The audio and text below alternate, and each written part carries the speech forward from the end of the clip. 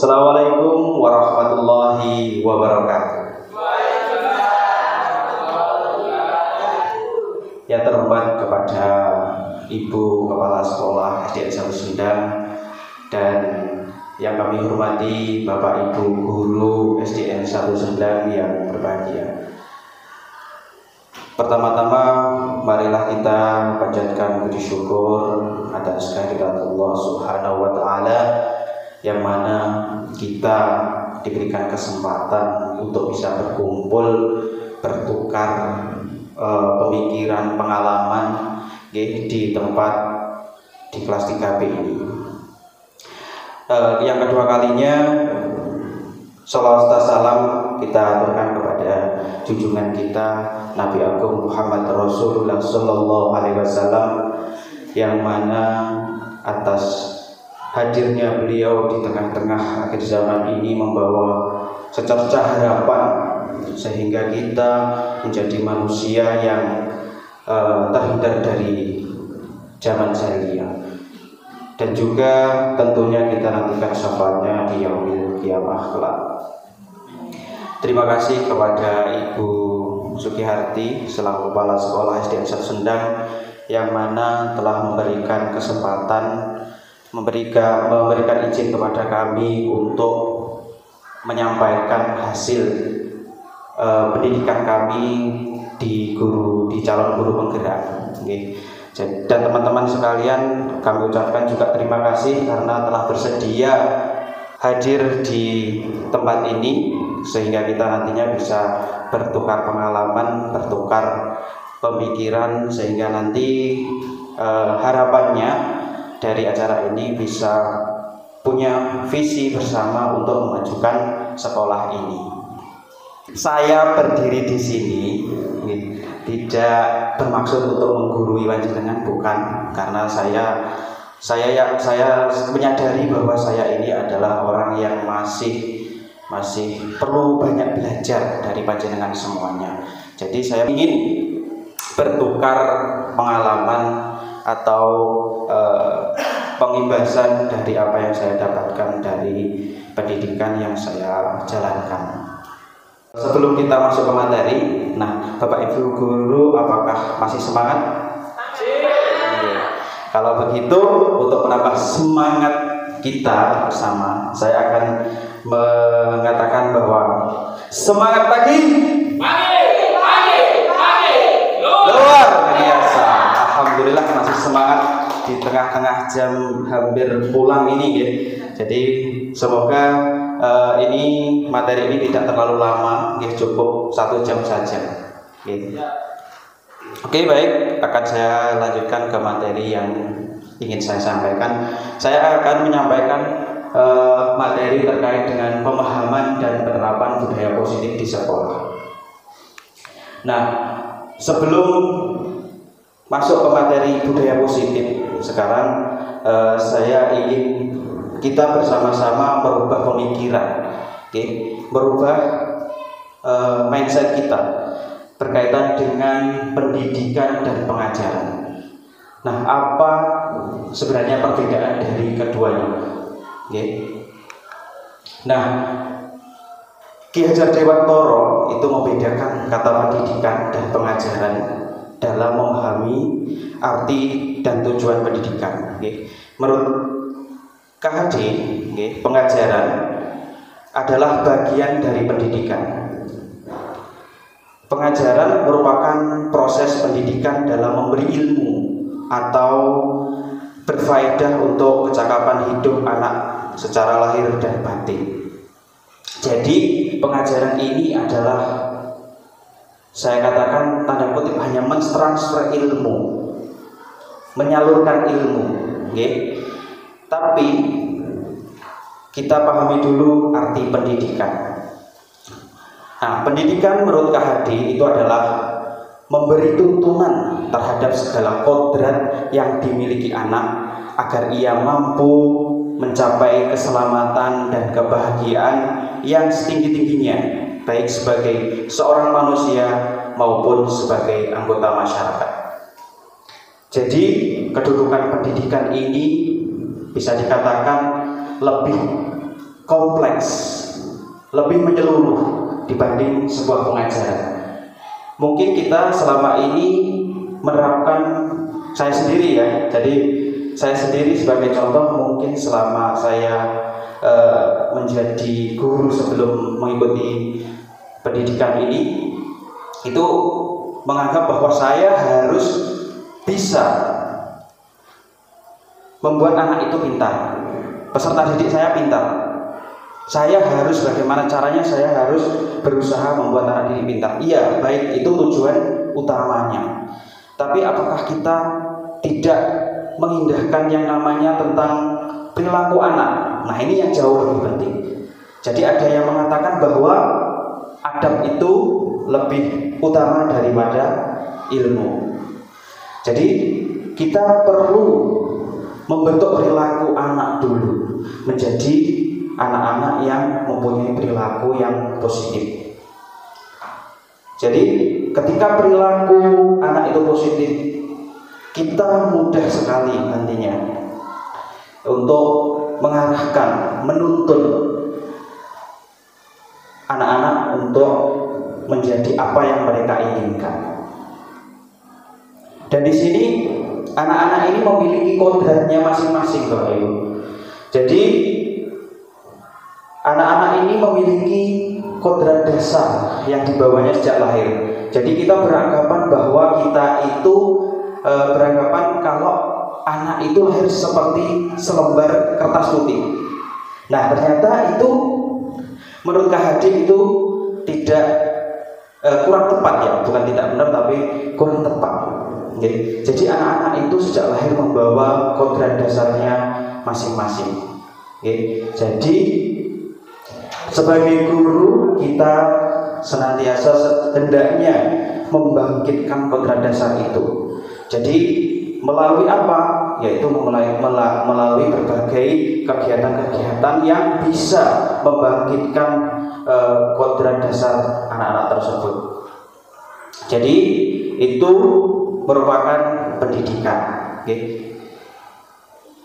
Pendidikan dan pengajaran merupakan usaha, persiapan, dan persediaan untuk segala kepentingan hidup manusia, baik dalam hidup bermasyarakat maupun hidup berbudaya dalam arti yang seluas-luasnya.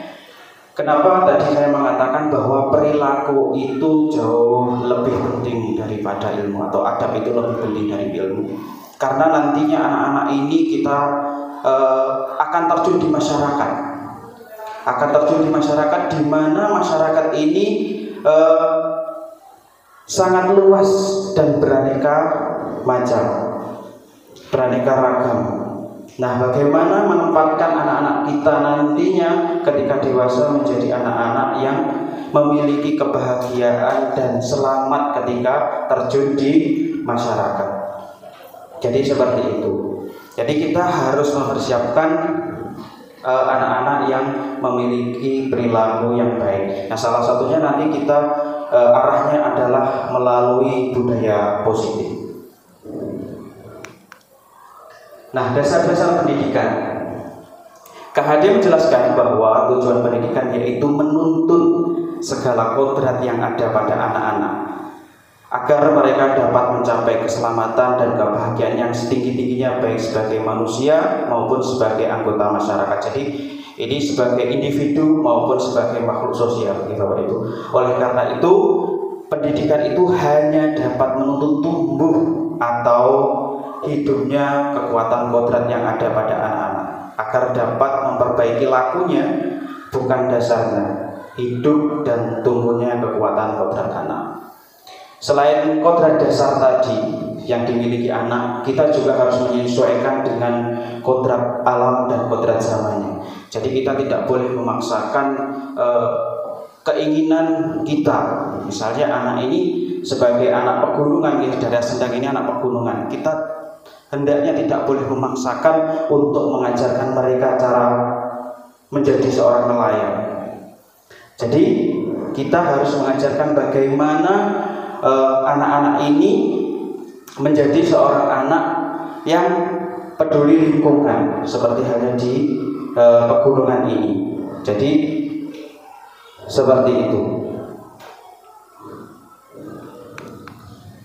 Nah, ini adalah contoh-contoh perilaku anak zaman sekarang, Bapak Ibu. Ini tidak semua, jadi saya ambil beberapa contoh saja. Nah, ini adalah contoh anak yang mungkin sering berkata kotor. Nah, di sekolah kita ini sepertinya banyak hal yang terjadi seperti ini, Bapak Ibu. Terus kemudian adalah anak-anak yang tawuran. Nah, kemarin juga murid kita juga ada yang hampir terjebak dalam hal ini. Terus kemudian, dan ini ada salah satu contoh yang ini, Bapak Ibu. Ini ada salah satu contoh perilaku anak di kota lain, ya, bukan di kota Tulungagung. Ini ada orang tua, dan ini adalah anak SMK, kalau nggak salah SMK atau apa gitu ya. Nah, ini ketika ada orang tua di pinggir jalan ditendang, Bapak Ibu. Mungkin Bapak Ibu ini sempat viral ya. Ini sebenarnya saya miris sekali melihat hal semacam ini. Terus kemudian ada sekarang kayaknya sudah biasa untuk perempuan ini juga ikut-ikutan untuk merokok. Saya tidak tahu dari pemikiran mereka ini bagaimana. Jadi, nah inilah tantangan kita sebagai seorang guru, ya, untuk menghindari perilaku-perilaku yang menyimpang seperti ini. Yaitu salah satunya dengan budaya positif, Bapak Ibu. Nah, budaya positif ini kita bisa artikan bahwa budaya ini adalah, kalau kedudukannya kita bisa artikan adalah lebih tinggi daripada suatu pembiasaan. Mungkin di sekolah kita sudah kita biasakan untuk perilaku-perilaku yang mendukung untuk tumbuhnya budaya positif ini. Tapi harapan kita semuanya, semoga pembiasaan-pembiasaan itu bisa tumbuh lagi menjadi sebuah budaya positif yang mengakar di sekolah kita, dan bahkan nanti anak-anak bisa menerapkannya di rumah maupun di masyarakat. Nah, yang ingin saya sampaikan hari ini adalah tentang perubahan paradigma stimulus respon melawan teori kontrol. Terus yang kedua adalah arti disiplin dan 3 motivasi perilaku manusia. Yang ketiga adalah keyakinan kelas, hukuman, dan penghargaan. Yang keempat, kebutuhan dasar manusia. Yang kelima adalah posisi kontrol, dan yang keenam adalah segitiga resolusi. Nah, budaya positif atau ekosistem positif, kita ambil contoh perbandingannya dengan hidup tumbuh-tumbuhan. Jadi kita ibaratnya adalah seorang petani. Dan jadi seorang petani itu hanya dapat menuntun tumbuhnya padi. Yang menentukan adalah yang di atas. Ia dapat memperbaiki kondisi tanah. Jadi hanya berupa upaya-upaya untuk bagaimana padi itu bisa tumbuh dan bisa berkembang serta panen menjadi panen yang melimpah. Jadi yaitu usahanya apa saja, yaitu dapat memperbaiki kondisi tanah.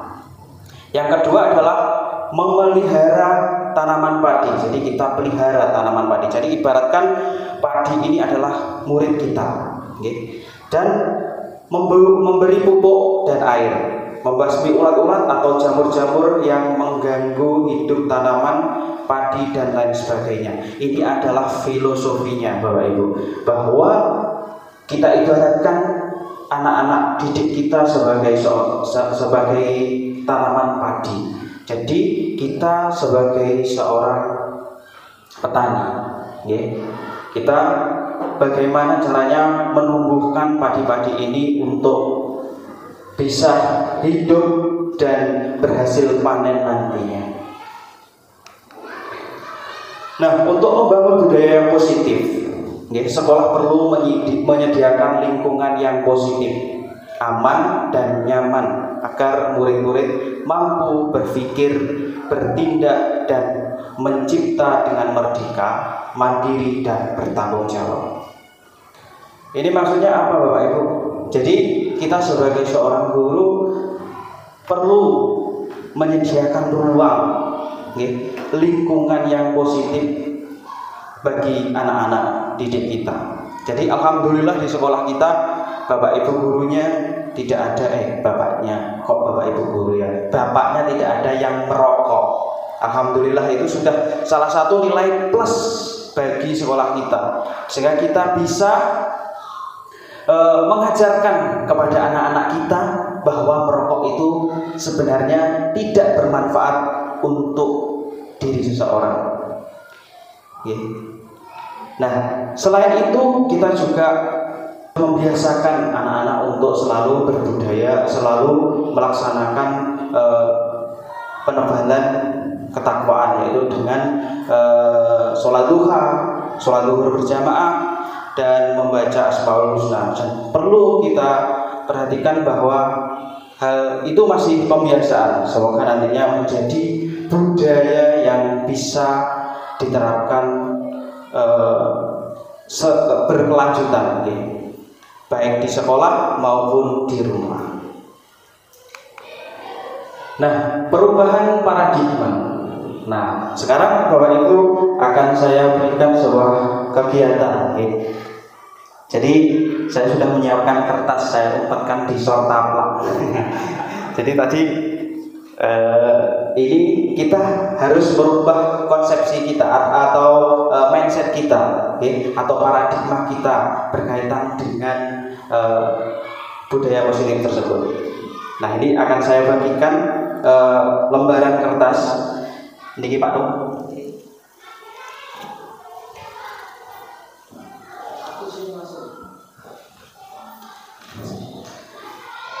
Nah, lembaran kertas ini mohon nanti Bapak Ibu tuliskan sesuatu hal yang menurut Bapak Ibu adalah yang berharga,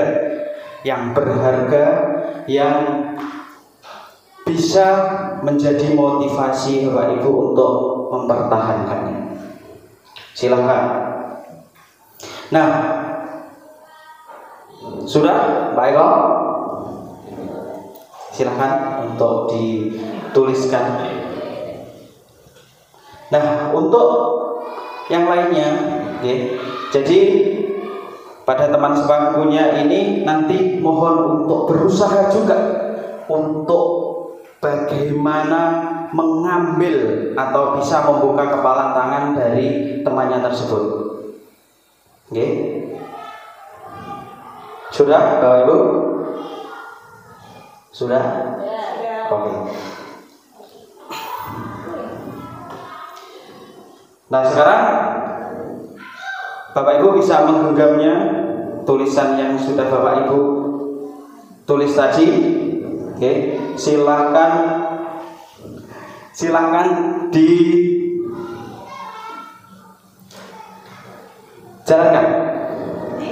dijalankan. Boleh Bapak Ibu merayu ataukah bahkan membayarnya, kalau perlu membayarnya atau bahkan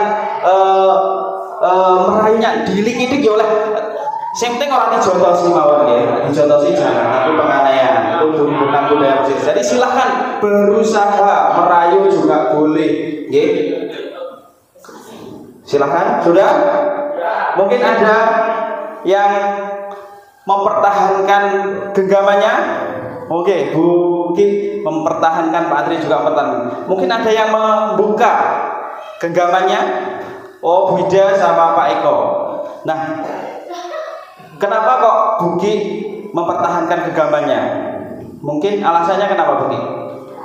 Karena tidak dalam merupakan barang yang berharga bagi saya dan bisa diberikan kepada orang lain. Terima kasih. Itu ada alasan dari Bu Ki. Terus mungkin Bu Ida, kenapa kok Bu Ida membuka kepalan tangannya? Berhasil membuka kepalan tangannya. Pak Edi ya berarti yang dibuka. Ya. Oh iya, Pak Edi yang dibuka.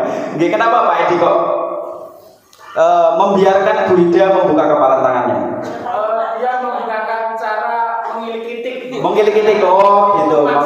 Memaksa ya dengan cara mengilik-ilik. Saya tidak betah untuk diilik-ilik. Oh iya, keringan gitu Pak Edi. Oh iya. Nah, itu tadi adalah contoh di mana kepalan tangan ini adalah sebagai kontrol diri kita, Bapak Ibu. Jadi apakah kita membiarkan diri kita dikontrol oleh orang lain ataukah tidak? Jadi kita perlu merubah mindset kita bahwa kontrol itu datangnya dari diri kita, bukan dari orang lain. Jadi bukan orang lain yang mengontrol diri kita. Orang lain tidak berhak atas diri kita. Yang berhak atas diri kita adalah saya sendiri atau diri kita sendiri dan Tuhan, Allah Subhanahu wa Ta'ala. Itu.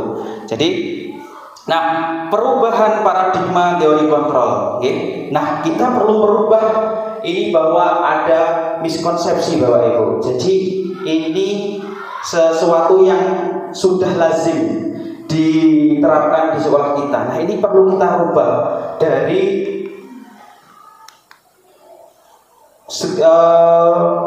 ilusi kontrol ini. Jadi ilusi kontrol ini yang pertama itu ilusi guru mengontrol murid. Terus yang kedua adalah ilusi bahwa kritik dan membuat orang merasa bersalah dapat menguatkan karakter. Yang ketiga adalah ilusi bahwa semua penguatan positif, efektif dan bermanfaat. Yang keempat adalah ilusi bahwa orang dewasa memiliki hak untuk memaksa. Nah, ini perlu kita ubah, Bapak Ibu. Jadi pada dasarnya kita tidak dapat ilusi guru mengontrol murid, ya. Jadi pada dasarnya kita tidak dapat memaksa murid untuk berbuat sesuatu jika murid tersebut memilih untuk tidak melakukannya. Jadi murid kalau bisa kita arahkan, berarti murid membiarkan kita mengontrolnya.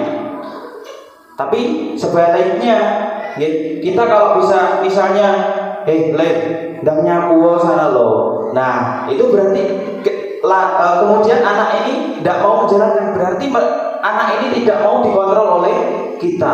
Jadi dia lebih kuat kontrol dirinya daripada orang lain atau dorongan dari orang lain. Seperti itu, Bapak Ibu. Terus kemudian ilusi bahwa semua penguatan positif, efektif dan bermanfaat. Penguatan positif atau bujukan adalah membuat termasuk bentuk-bentuk kontrol. Segala usaha untuk mempengaruhi murid agar mengulangi sesuatu perilaku tertentu adalah suatu usaha untuk mengontrol murid tersebut. Jadi bujukan itu juga termasuk kontrol diri, kontrol untuk orang lain, bukan diri, ya, Bapak Ibu.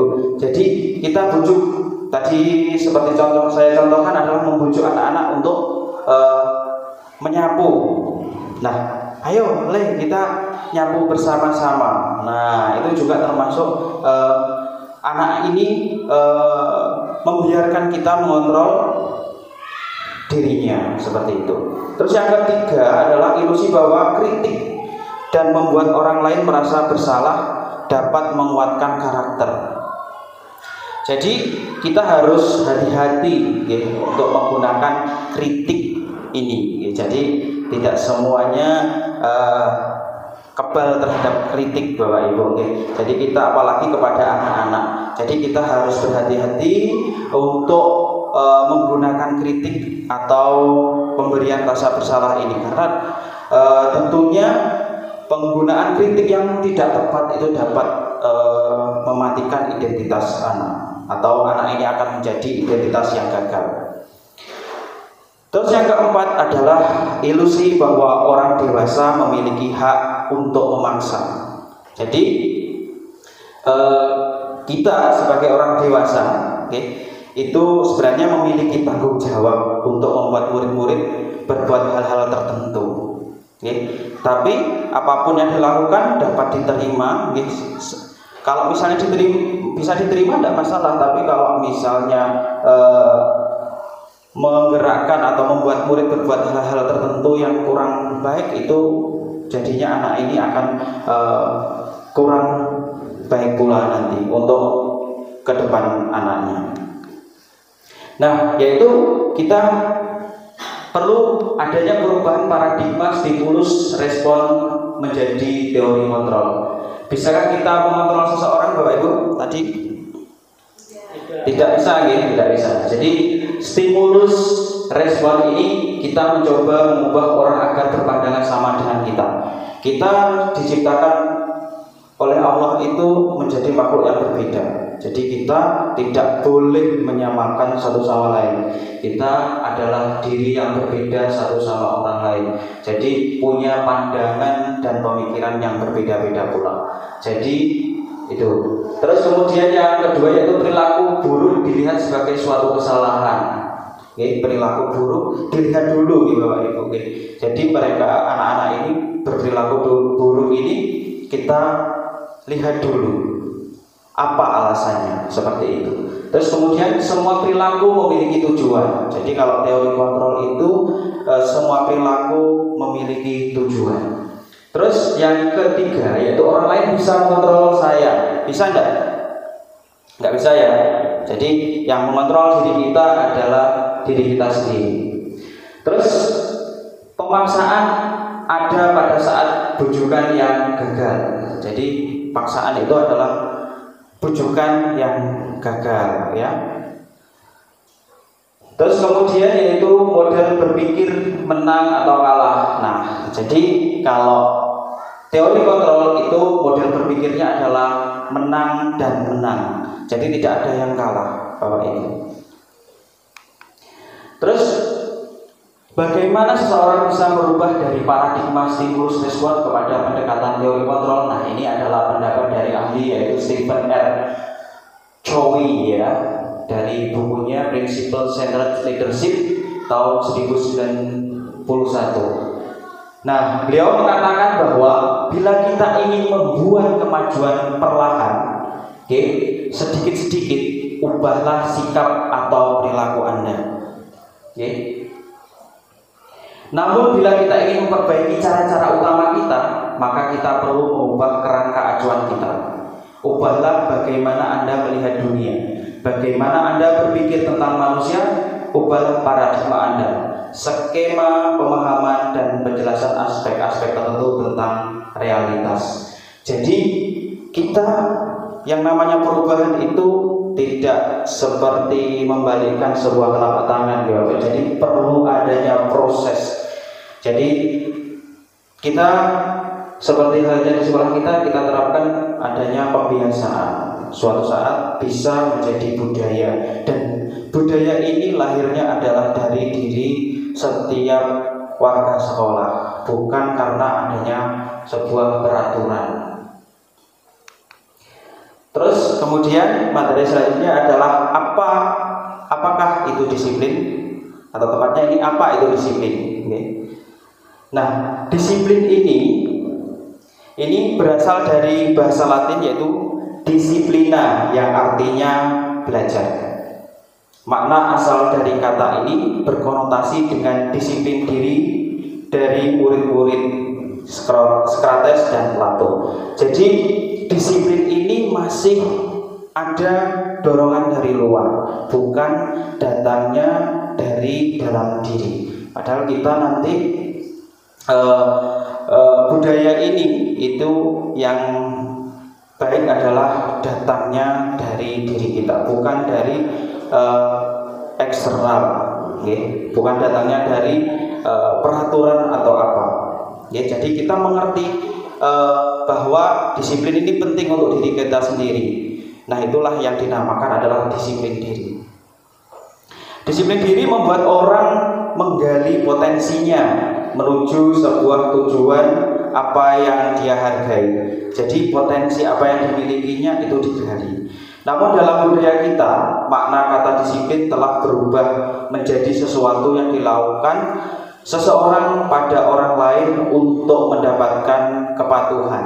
Jadi kita mendisiplinkan anak itu untuk mendapatkan kepatuhan. Memang benar, memang benar tujuannya, tapi itu sifatnya tidak kekal, Bapak Ibu. Jadi suatu saat anak itu akan takut karena ada peraturan, bukan karena mengerti bahwa hal yang adanya peraturan ini untuk kepentingan kita sendiri. Jadi seperti itu. Jadi disiplin diri itu jauh lebih kekal daripada disiplin yang pada umumnya. Nah, pada materi ini tadi saya sampaikan adalah budaya positif. Jadi budaya positif itu bisa kita awali dari disiplin positif. Disiplin positif merupakan salah satu cara penerapan disiplin yang bertujuan untuk menumbuhkan kesadaran serta memberdayakan anak untuk melakukan sesuatu tanpa sokongan, ancaman maupun hukuman. Jadi tidak ada embel-embel yang lainnya. Jadi disiplin positif ini datangnya dari diri kita sendiri, datang dari diri anak sendiri, bukan karena adanya sokongan, ancaman maupun hukuman. Nah, mungkin di sekolah kita mungkin atau di kelas panjenengan semua pastinya disiplinnya masih karena peraturan kebanyakan. Nah itu. Jadi karena adanya peraturan. Nah, peraturan ini kalau dilanggar pastinya akan mendapatkan hukuman atau sanksi. Atau mungkin anak-anak ini berbuat baik, berperilaku baik, tapi ingin mendapatkan imbalan, ingin mendapatkan penghargaan, atau ingin dekat dengan gurunya, kadang seperti itu. Dan mungkin anak-anak ini berperilaku baik karena adanya ancaman dari guru. Nanti kalau sampean orang gelem nyapu atau piket kelas, sampean nanti akan mendapatkan hukuman membersihkan toilet seperti itu. Nah, anak-anak pastinya akan menyapu karena takut hukuman yang lebih berat seperti itu. Nah, itu termasuk ancaman. Nah, disiplin positif itu dasarnya ada pada motivasi perilaku manusia. Jadi ada 3 Bapak Ibu motivasi perilaku manusia. Yang pertama yaitu untuk menghindari ketidaknyamanan atau hukuman. Jadi anak-anak berperilaku positif itu untuk menghindari ketidaknyamanan atau hukuman. Nah, ini sifatnya adalah motivasi eksternal. Terus yang kedua adalah untuk mendapatkan imbalan dari orang lain atau institusi. Jadi misalnya saya sendiri. Jadi misalnya saya ini bekerja keras sekali karena saya sebagai operator juga bekerja keras, ingin mendapatkan misalnya pujian dari Tugi. Nah, itu saya kerjanya berarti atas dasar motivasi eksternal. Dan apabila saya tidak mendapatkan penghargaan dari Bugi, itu pastinya diri saya merasa kecewa. Pastinya seperti itu. Tapi alhamdulillah saya buat tenang. Insya Allah. Jadi kalau saya sendiri ini contohnya, jadi saya bukan memuji diri saya sendiri. Jadi kalau saya bekerja itu adalah karena saya punya tanggung jawab. Jadi bekal saya itu hidup adalah tanggung jawab. Jadi apa yang sudah diberikan oleh atasan, bisa mungkin saya kerjakan karena itu merupakan tugas dan tanggung jawab saya sebagai bawahan. Jadi insya Allah tidak mengharapkan penghargaan atau apa gitu ya. Jadi murni atas diri saya sendiri. Nah, yang ketiga untuk menghargai diri sendiri, menjadi insan sesuai harapan kita. Jadi itu motivasi internal, dan inilah tujuan dari disiplin positif. Kita membangkitkan perilaku anak, memahamkan anak untuk memiliki motivasi internal ini. Nah, ini harapannya adalah anak-anak bisa punya tujuan untuk bisa disiplin positif. Nah, motivasi internal itu bisa kita arahkan sebagai diri kita adalah sebagai manusia yang merdeka. Bapak Ibu. Jadi kita tidak boleh dikekang atau diatur oleh orang lain. Kita adalah manusia yang merdeka. Jadi kita punya pendirian, kita punya prinsip, dan kita juga punya perilaku atas atau laku kita pada diri kita sendiri. Nah, merdeka menurut Ki Hajar Dewantara itu adalah tidak hanya terlepas dari perintah, akan tetapi juga cakap buat memerintah diri sendiri. Jadi yang memerintah diri kita adalah diri kita sendiri, bukan orang lain atau apapun itu, ya. Misalnya akan mendapatkan misalnya hadiah. Jika kamu melakukan ini akan mendapatkan hadiah sepeda motor seperti itu. Nah, itu berarti bukan dari diri kita sendiri. Nah, materi selanjutnya adalah keyakinan kelas, hukuman, dan penghargaan. Nah, mengapa tidak peraturan saja? Kenapa kok harus keyakinan kelas? Nah, mengapa kita memiliki peraturan harus menggunakan helm apabila mengendarai kendaraan roda 2? Mungkin sebagian kita beranggapan bahwa berarti ketilang, takut ketilang, seperti itu. Padahal kalau kita memahami artinya, kita ada peraturan tersebut, sebenarnya kita harus paham bahwa helm itu gunanya untuk melindungi diri kita, bukan karena takut adanya peraturan. Jadi penting mana kita tertib karena peraturan dan tertib karena kita melindungi diri kita sendiri. Mungkin mana yang lebih utama kira-kira Bapak Ibu? Penting melindungi diri kita, ya. Jadi memakai helm itu karena kita mementingkan keselamatan kita, bukan karena kita takut ditilang. Terus yang kedua adalah mengapa kita memiliki peraturan 3M kemarin pas pandemi, yaitu menggunakan masker, mencuci tangan, dan menjaga jarak 1,5 meter. Itu mengapa, Bapak Ibu?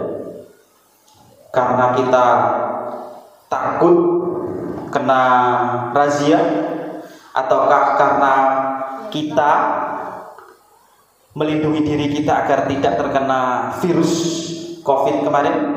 Ya, untuk melindungi diri, ya. Jadi itu. Jadi datangnya itu keyakinan itu datangnya dari diri kita, bukan karena peraturan. Terus yang ketiga adalah mengapa kita memiliki peraturan harus datang tepat waktu pada saat mengikuti pelatihan. Mungkin bisa jadi karena takut dapat hukuman ini mulai datang terlambat. Apakah memang engkau ketinggalan pelajaran, ketinggalan materi kalau saya datang terlambat? Mungkin mana Bapak Ibu yang paling tepat, Bapak Ibu? Takut ketinggalan materi yang disampaikan. Nah, seperti itu. Jadi itu kita harusnya menanamkan pada anak hal-hal yang semacam ini, memahamkan, sehingga nanti tercipta disiplin positif. Jadi kita menanamkan keyakinan kelas. Jadi arahnya adalah kita memulainya dari kelas kita masing-masing. Nah, untuk mendukung motivasi intrinsik, kembali ke nilai-nilai atau keyakinan-keyakinan yang lebih menggerakkan seseorang dibanding mengikuti serangkaian peraturan-peraturan. Jadi kalau bisa itu tanpa adanya peraturan, anak itu sudah paham, sudah mengerti bahwa itu untuk diri mereka sendiri, bukan karena untuk menyenangkan atau membahagiakan gurunya, bukan, tapi karena dirinya sendiri. Nah, apa itu keyakinan kelas? Nah, keyakinan kelas merupakan nilai-nilai universal yang diyakini bersama, berasal dari dalam diri dan tanpa paksaan. Keyakinan kelas bersumber dari nilai-nilai positif yang dimiliki murid, harapan yang diinginkan murid, dan harapan guru pada murid. Nah, keyakinan kelas ini bersifat abstrak, Bapak Ibu. Jadi bersifat umum, Mas Yan. Terus kemudian yaitu berupa pernyataan universal, masih umum, dibuat dalam pernyataan yang positif, pernyataan positif, jadi tidak menggunakan kata negatif seperti halnya tidak, bukan, dan sebagainya. Terus sedikit saja agar mudah diingat. Terus yang kemudian adalah sesuai dengan kondisi kelas dan sekolah. Terus yang berikutnya, semua warga kelas atau sekolah dilibatkan saat membuat keyakinan kelas. Jadi kita bersama-sama anak. Kalau dulu itu adalah kesepakatan kelas. Nah, itu hampir sama Bapak Ibu. Mungkin kalau kesepakatan kelas masih sifatnya itu adalah pernyataannya tidak bersifat abstrak, jadi lebih melebar begitu, lebih rinci seperti itu Bapak Ibu. Tapi kalau keyakinan kelas ini dari satu pernyataan itu bisa dikembangkan untuk keyakinan yang lain. Nah, mungkin dari ini Bapak Ibu, mana yang merupakan keyakinan kelas? A atau B?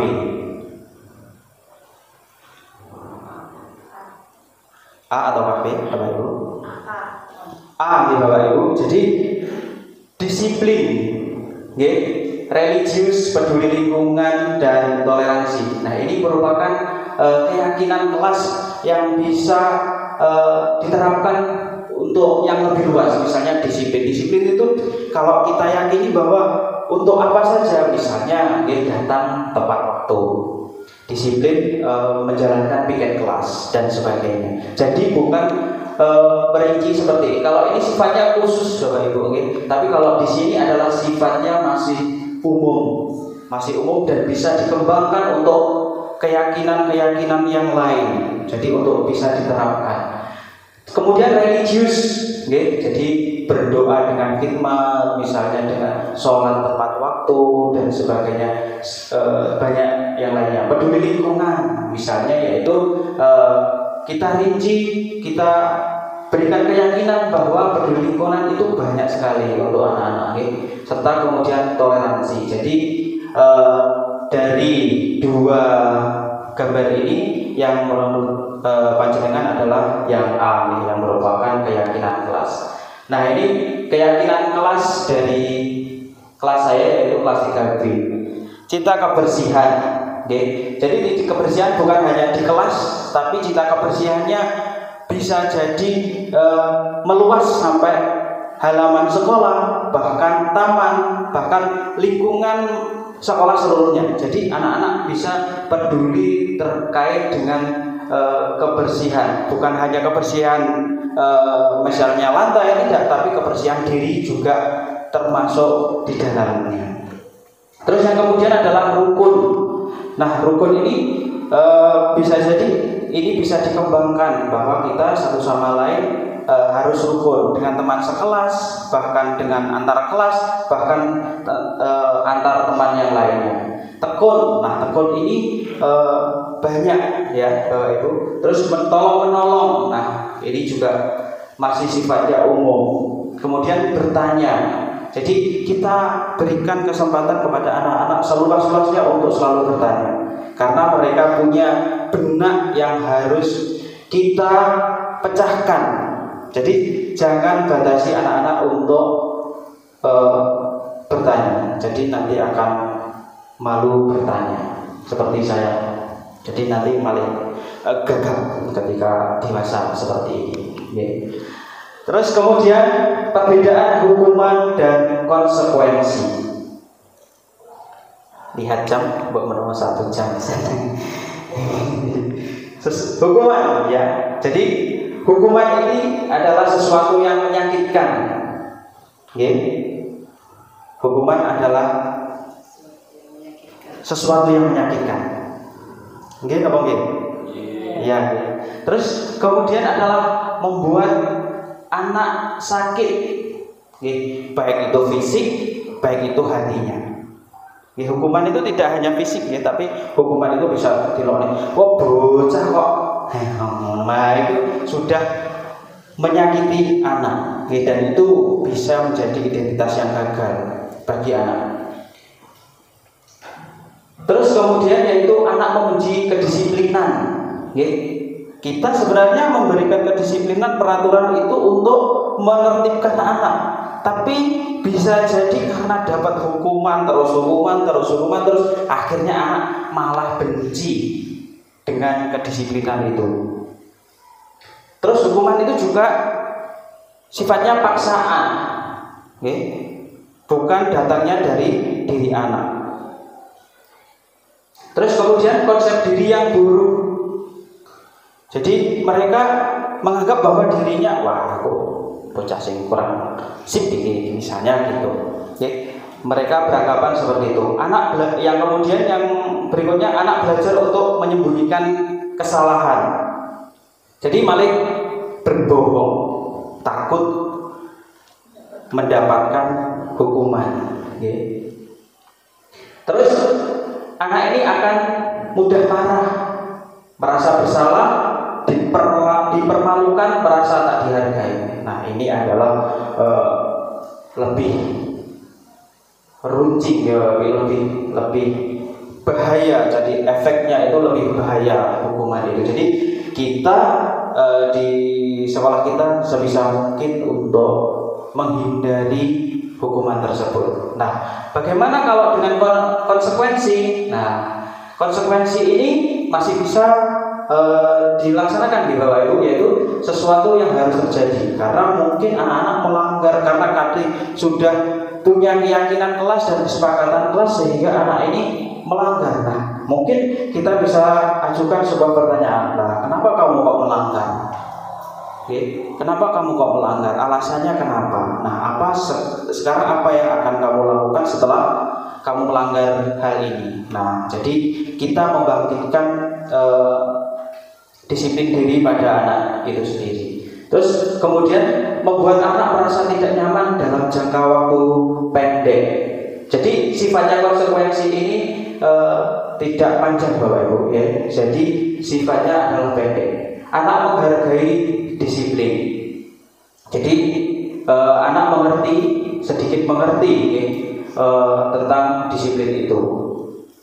Terus stimulus tanggapan. Terus kemudian mendorong anak agar mudah menyesuaikan diri. Terus selanjutnya konsep diri yang baik. Anak belajar untuk mematuhi peraturan. Jadi anak akan mengerti tentang peraturan, memahami gitu Bapak Ibu. Kehilangan hak, dibuat tidak nyaman, diasingkan untuk sementara. Jadi itu konsekuensinya. Jadi anak buat mengerti dari apa yang tindakan yang dilakukan anak tersebut. Nah, ini adalah contohnya Bapak Ibu. Mungkin bisa nanti Bapak Ibu sebutkan apakah ini merupakan hukuman dan apakah ini konsekuensi. Nah, yang pertama adalah Eno datang terlambat ke sekolah sekitar 20 menit. Pak Hasan marah sekali karena Eno sudah seringkali terlambat. Tanpa berpikir panjang, Pak Hasan langsung memarahi Eno dan menyuruh berlari keliling lapangan basket sebanyak 10 kali. Tindakan Pak Hasan di sini adalah sebuah hukuman ataukah konsekuensi, Bapak Ibu? Hukuman, okay. Jadi ini adalah merupakan hukuman. Terus yang kedua adalah Siti mencoret-coret di buku tinggi. Ibu guru meminta Siti segera membersihkan coretan di buku tinggi. Tindakan ibu guru tersebut adalah penerapan apa Bapak Ibu, hukuman ataukah konsekuensi?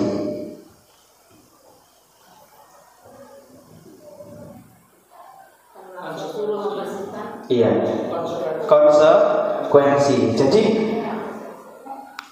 Siti ini mencoret buku tinggi. Jadi Siti ini berperilaku kurang baik kepada Tini. Nah, konsekuensinya harus membersihkannya. Jadi ada stimulus dan respon tadi seperti itu Bapak Ibu. Terus selanjutnya adalah 5 posisi kontrol. Jadi kita sebagai guru itu memiliki 5 posisi kontrol Bapak Ibu ya. Yaitu yang pertama adalah penghukum, yang kedua adalah pembuat rasa bersalah, yang ketiga adalah posisi kita sebagai teman, terus kemudian sebagai pemantau, dan yang kelima adalah sebagai manajer. Jadi dua posisi yang awal, yaitu penghukum dan pembuat merasa bersalah, itu adalah merupakan bisa berakibat menjadi identitas yang gagal pada anak. Jadi kita berusaha untuk menghindarinya. Berusaha, bukan berarti menghilangkan, tidak, tapi berusaha menghindarinya, karena ini dapat mengakibatkan menjadi identitas gagal pada anak. Terus pada posisi menjadi seorang teman dan pemantau ini bisa berakibat atau bisa berdampak menjadi identitas yang berhasil atau sukses. Kontrolnya dari luar, Bapak itu, atau motivasinya masih motivasi eksternal. Nah, yang paling kita harapkan bagi diri saya sendiri dan mungkin Bapak Ibu guru yang lain, kita harus memiliki posisi kontrol sebagai seorang manajer. Nah, ini merupakan dambaan bagi semua orang, bagi semua guru, karena di dalam ini bisa dikatakan banyak tantangannya, yaitu kita harus lebih menguasai tentang psikologis anak dan juga karakter anak.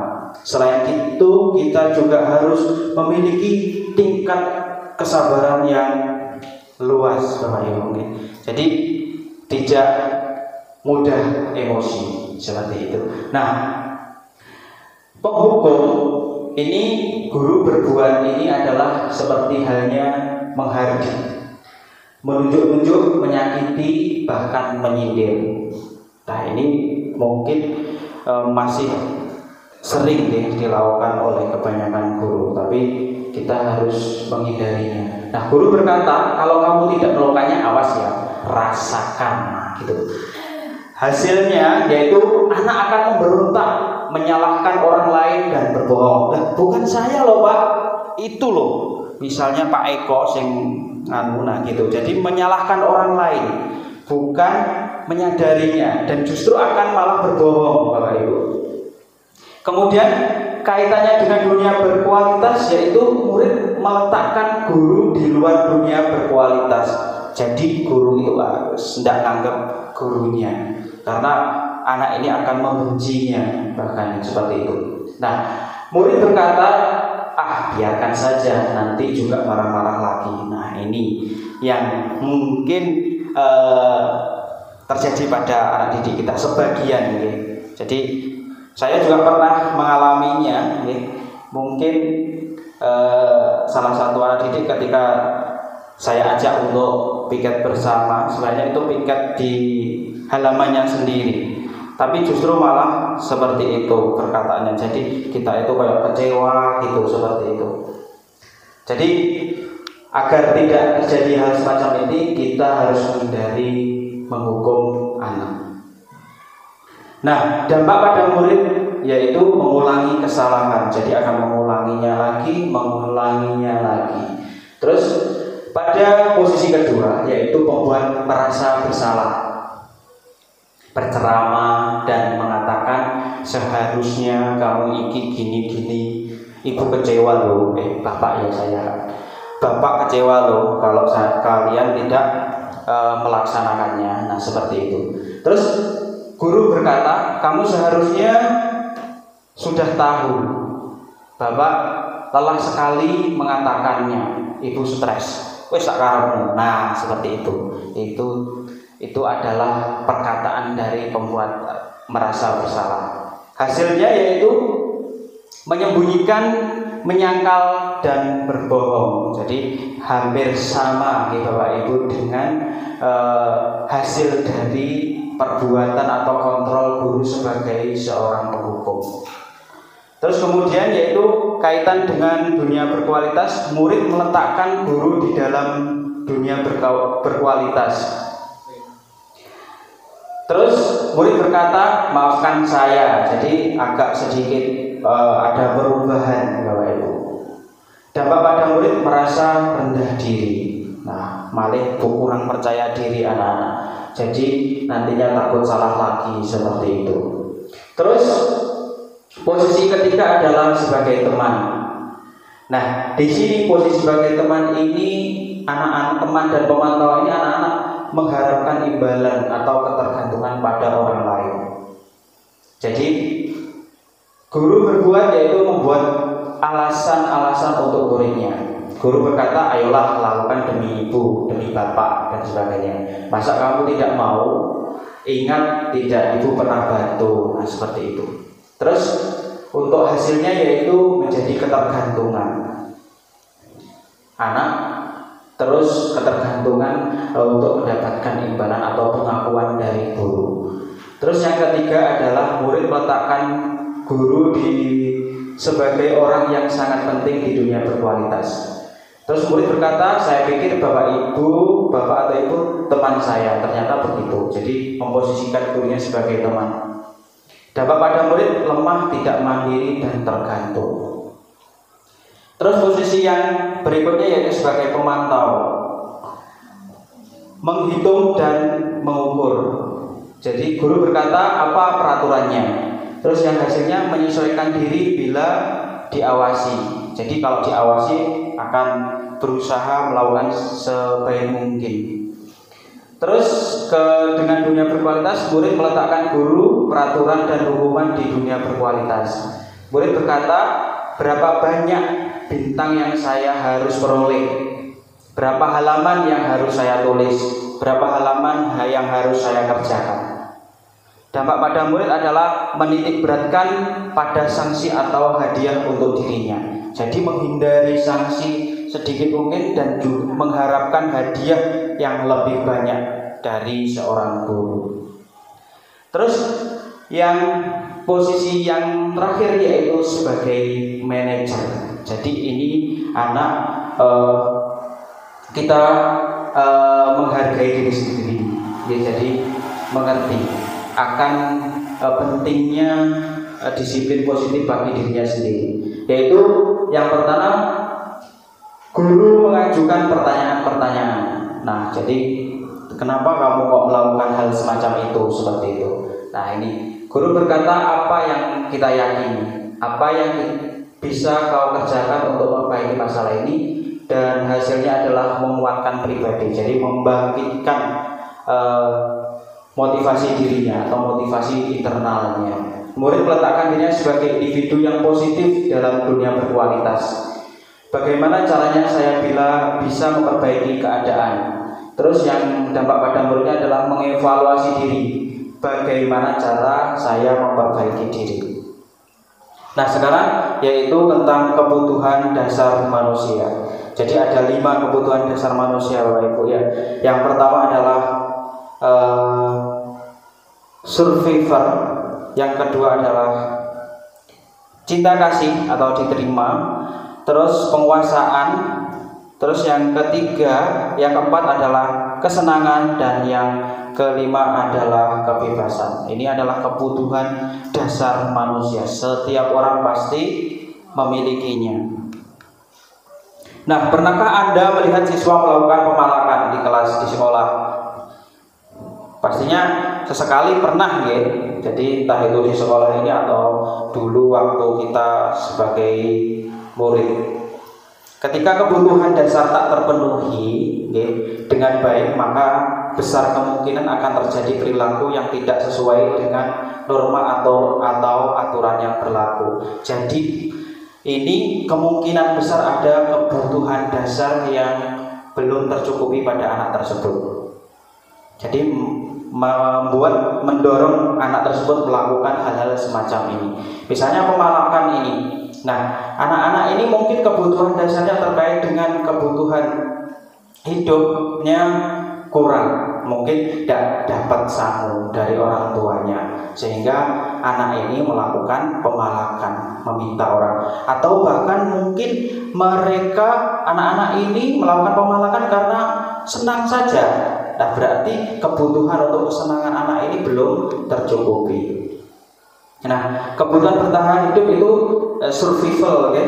Itu misalnya dari makanan, minuman sehat, dan merasa aman. Nah, ini adalah kebutuhan dasar manusia. Langsung saja. Nah, ketika kita menemukan perilaku anak yang tidak sesuai aturan, okay, ada baiknya kita mencari tahu kebutuhan dasar apa yang ia butuhkan. Misalnya ada anak yang sering mengejek temannya, kita bisa tanyakan mengapa ia melakukan hal tersebut. Jika siswa menjawab senang saja bu, lantas kita tahu ia sedang memenuhi kebutuhan akan kesenangan.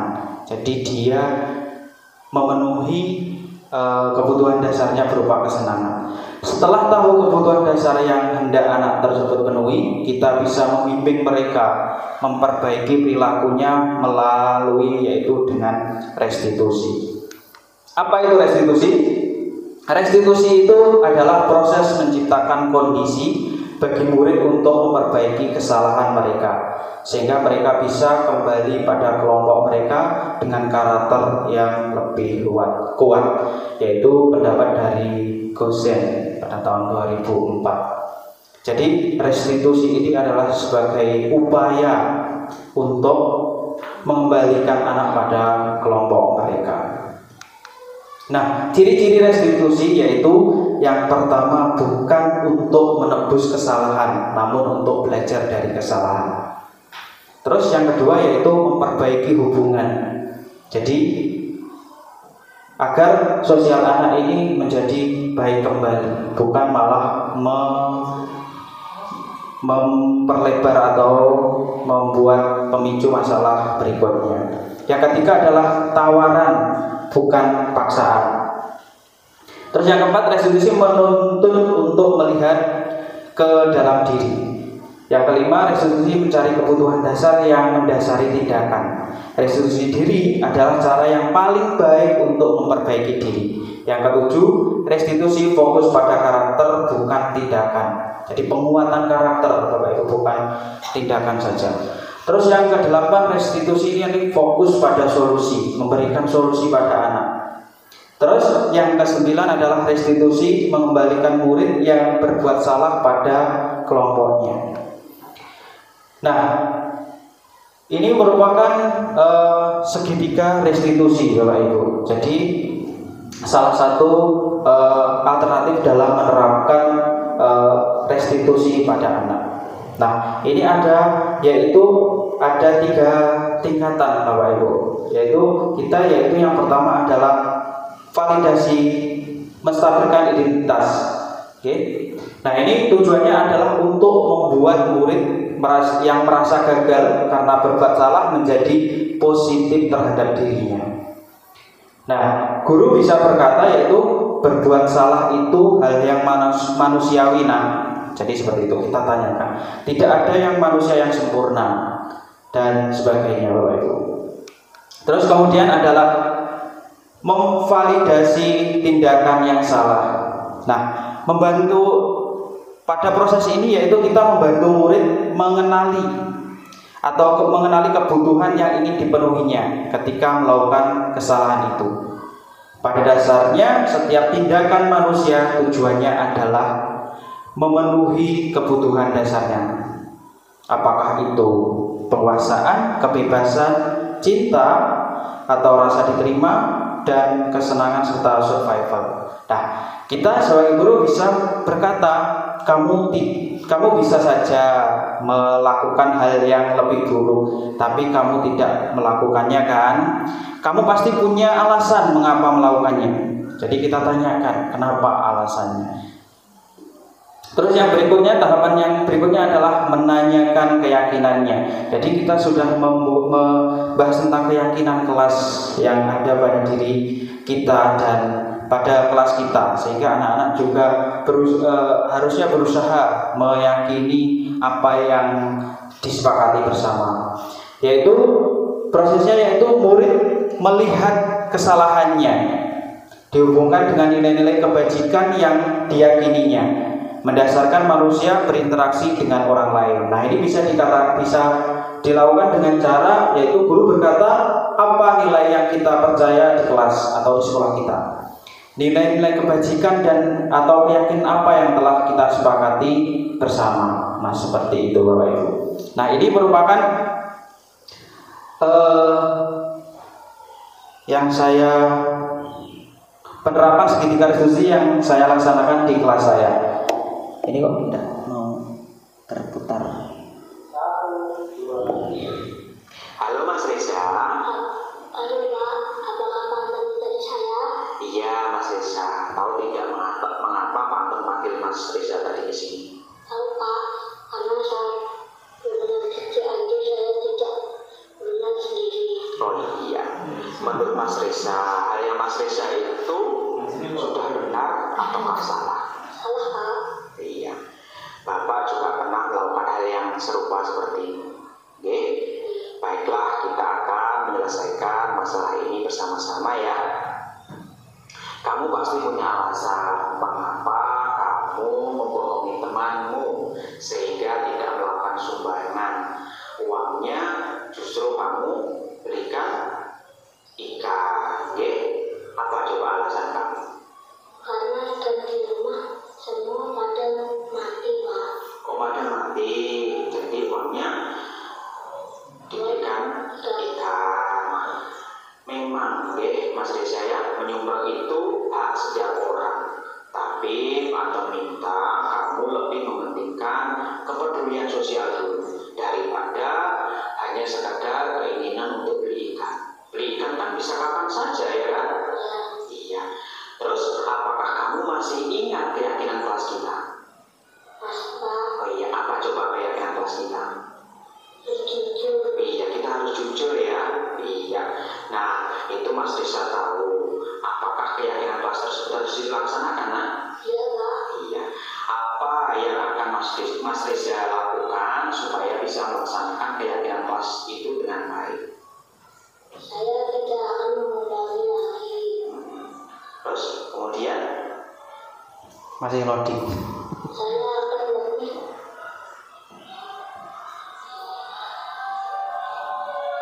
Lama gitu. oke, baik. Jadi itu keyakinan kelas kita dan semoga apa yang Mas Reza sampaikan tadi, yang Mas Reza yakini tadi, Mas Reza lakukan dan tidak akan mengulangi hal yang serupa lagi. Oke, terima kasih. Mas Reza boleh kembali ke kelasnya. Nah, itu Bapak Ibu contoh penerapan dari segitiga restitusi yang saya lakukan di dalam kelas saya. Jadi anak tersebut itu dikasih uang untuk iuran Cianjur, namun tidak diberikan kepada temannya, jadi tidak disampaikan jadi pesan dari orang tuanya. Itu justru anak ini membohongi teman-temannya bahwa uangnya habis ketika itu habis. Terus kemudian waktu istirahat itu saya melihat, loh lah kok beli ikan regane piro le? 8.000 sama pentol beli 5.000 sama min. Oh, 15.000 kok jajane kabeh lah. Ternyata yang 10.000 itu tujuannya dari orang tuanya untuk disumbangkan, itu diberikan ikan. Nah seperti itu adalah penerapan segitiga restitusi yang bisa dilaksanakan oleh Bapak Ibu di kelas panjenengan semuanya. Nah, tiba di akhir materi Bapak Ibu, yaitu penutup. Tidak ada satupun yang mampu mengendalikan orang lain selain dirinya sendiri dan Tuhannya. Oleh karenanya guru tidak bisa memaksakan kehendaknya pada murid. Yang ada adalah mengajak murid belajar bersama guru untuk menggapai tujuannya. Memaksakan murid terjadi seperti kita adalah hal yang tidak bijak. Cara paling baik yaitu dengan mengajak mereka melihat kembali tujuan dari belajar itu apa. Setelah menyadari hal tersebut, siswa dengan sendirinya timbul tanggung jawab untuk membuktikan kebolehan mereka. Nah, itu adalah materi terakhir dari saya. Terima kasih. Mungkin ada yang ditanyakan Bapak Ibu? Oke, silakan Bu Sugiyarti. Terima kasih.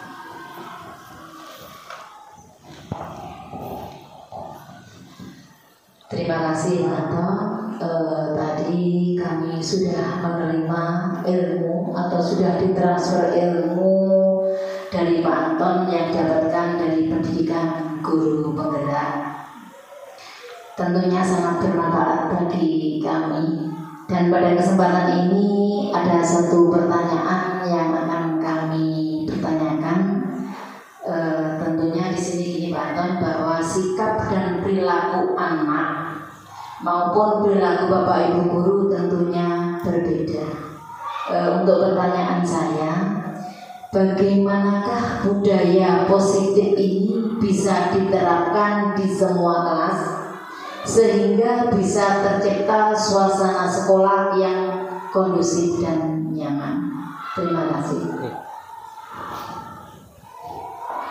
Terima kasih Ibu atas pertanyaannya. Jadi budaya positif ini bisa kita awali dari kelas kita masing-masing. Sebenarnya dari kita sendiri, yaitu sebagai guru kita harus memiliki perilaku atau disiplin positif diri dulu.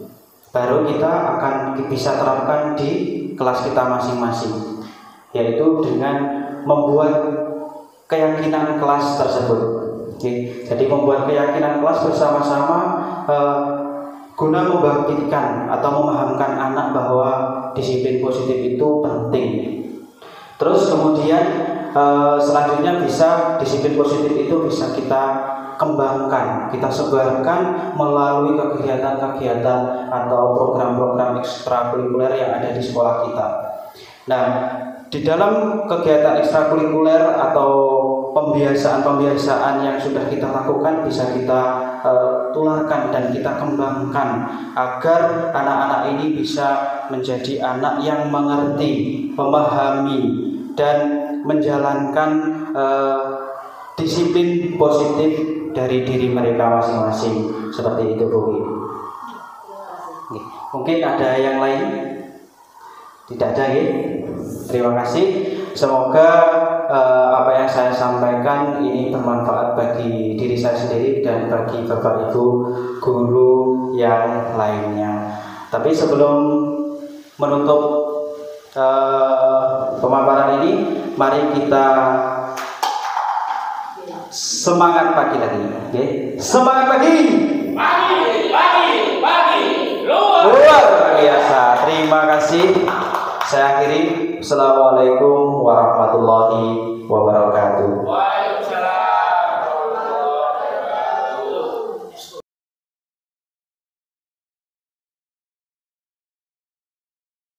Assalamualaikum warahmatullahi wabarakatuh. Yang saya hormati Bapak Ibu Guru SD Negeri Sendang 1 dan terkhusus Bapak Ibu Guru, calon guru penggerak Angkatan 7 Kabupaten Tulungagung dari SD Negeri Sendang 1. Dalam upaya meningkatkan kualitas pendidikan, Kemendikbud meluncurkan program guru penggerak pelaksanaan di awal tahun 2020. Tujuannya tentu saja untuk menjadikan fasilitator dan praktisi di dunia pendidikan. Melalui guru penggerak, nantinya peserta didik yang kesulitan belajar akan mendapatkan solusi. Kegiatan semacam ini, menurut pribadi saya, sangat bermanfaat. Selain bermanfaat secara pribadi untuk calon guru penggerak, bermanfaat juga bagi Bapak Ibu guru dan tentunya sangat bermanfaat bagi lembaga kami.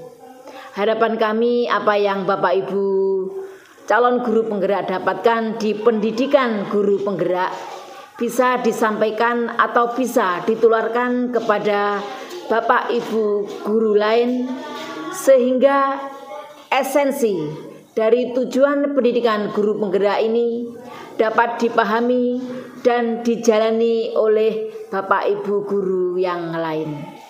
Harapan selanjutnya, apa yang didapat bisa membangun karakter anak dan nantinya juga budaya positif yang di sekolah adalah bagian kompleks yang tidak bisa dipisahkan, yang esensi utamanya adalah pelajar yang memiliki profil Pancasila. Pelajar yang terbangun utuh, keenam dimensi pembentukannya.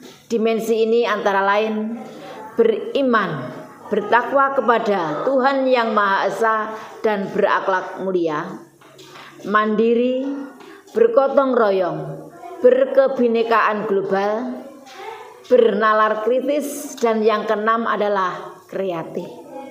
Demikian yang dapat kami sampaikan. Terima kasih. Wassalamualaikum warahmatullahi wabarakatuh.